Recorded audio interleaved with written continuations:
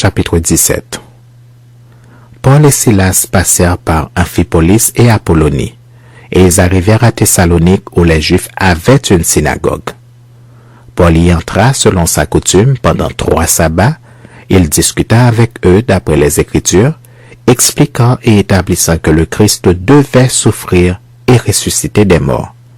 Et Jésus que je vous annonce, disait-il, c'est lui qui est le Christ. Quelques-uns d'entre eux furent persuadés et se joignirent à Paul et à Silas, ainsi qu'une grande multitude de Grecs craignant Dieu et beaucoup de femmes de qualité.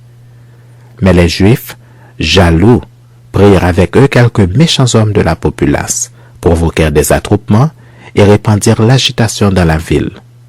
Ils se portèrent à la maison de Jason et ils cherchèrent Paul et Silas pour les amener vers le peuple.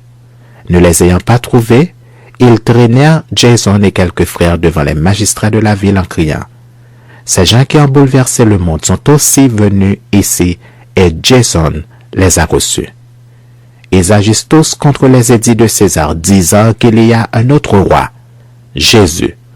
Par ces paroles, ils émurent la foule et les magistrats qui ne laissèrent aller Jason et les autres qu'après avoir obtenu d'eux une caution.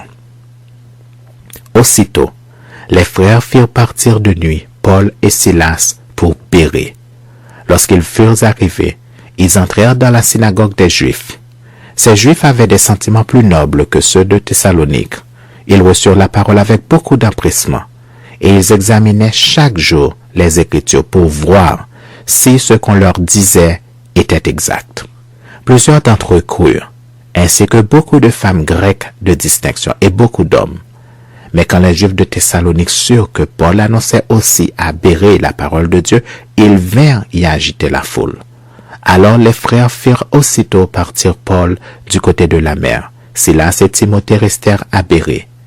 Ceux qui accompagnaient Paul le conduisirent jusqu'à Athènes, puis ils s'en retournèrent chargés de transmettre à Silas et à Timothée l'ordre de le rejoindre au plus tôt. Comme Paul les attendait à Athènes, il sentait au-dedans de lui son esprit s'irriter à la vue de cette ville pleine d'idoles. Il s'entretenait donc dans la synagogue avec les Juifs et les hommes craignant Dieu et sur la place publique chaque jour avec ceux qu'il rencontrait. Quelques philosophes épicuriens et stoïciens se mirent à parler avec lui et les uns disaient « Que veut dire ce discoureur ?» D'autres, l'entendant annoncer Jésus et la résurrection, disaient « Il semble qu'il annonce des divinités étrangères. » Alors ils le prirent et le menèrent à l'Aréopage en disant « Pourrions-nous savoir quelle est cette nouvelle doctrine que tu enseignes? Car tu nous fais entendre des choses étranges.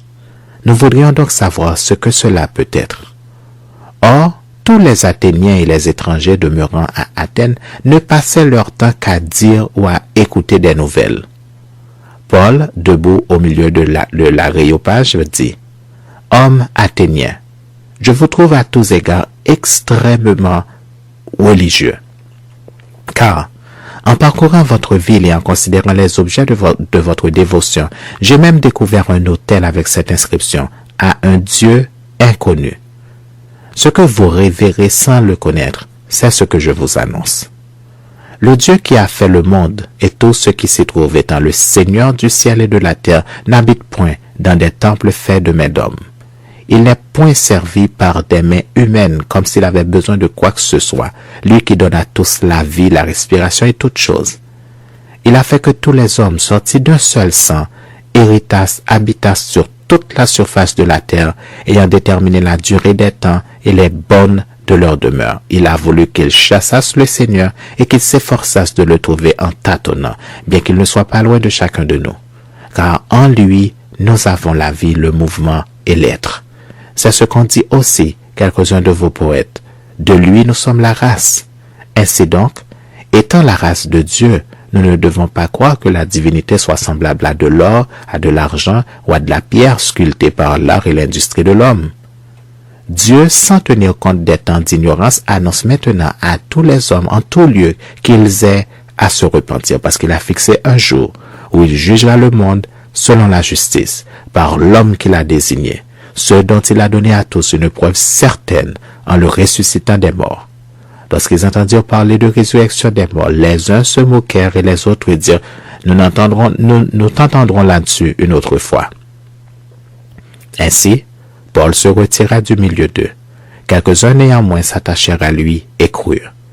Denis, l'aéropagite, une femme nommée Damaris et d'autres avec eux.